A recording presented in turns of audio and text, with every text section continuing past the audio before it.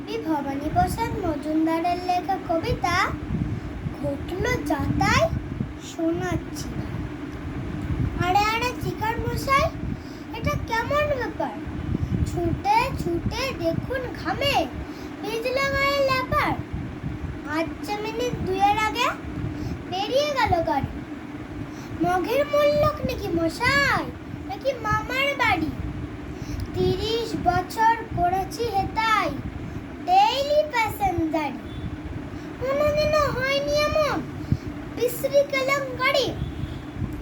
6টার গাড়ি 9টাতে যায়, কিংবা 9:30।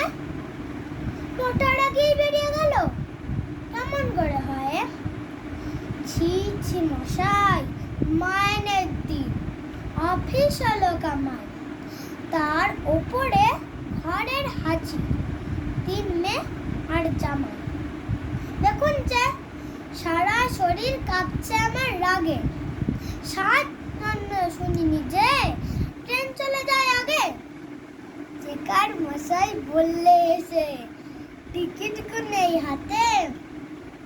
এই গাড়িটা আজকের নয়, গতকালের রাতে। নমস্কার।